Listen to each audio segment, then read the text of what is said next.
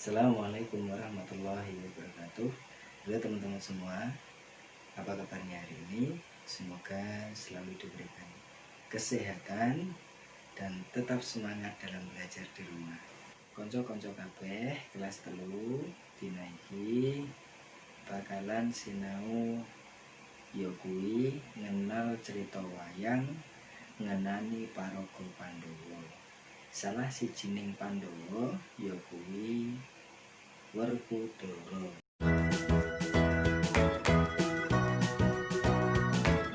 Kanca-kanca kabeh, sapa kuwi Werkudara?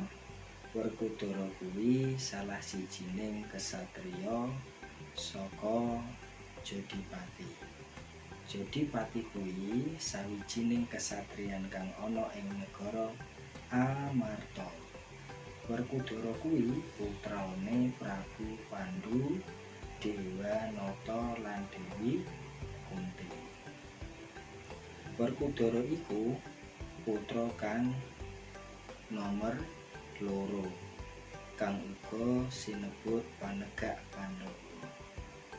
Sesebutan liyane yakuwi Bratasena, Bima, Bimasena, Haryasena, Banyusiwi, Jakal Ambilawa, Kusumadilaga lan Jayalaga. Kanca-kanca kabeh, Werkudara kuwi nduweni guru kang sejatine asmane Dewarusi. Werkudara garwane enek 3.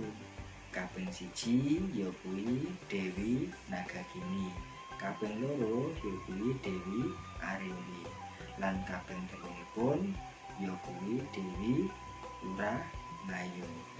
Nah, Werkudara kuwi duweni putra uga cacahe enek 3.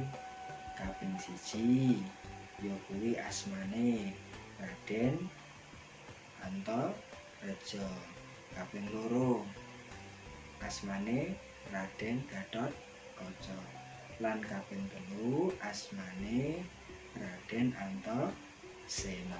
Kanca-kanca kabeh kelas 3, Werkudara uga nduweni pusaka sing diarani 1 Kuku Panca-naga, 2 Gada Rujak Pala, 3 Gada Lambita Muka.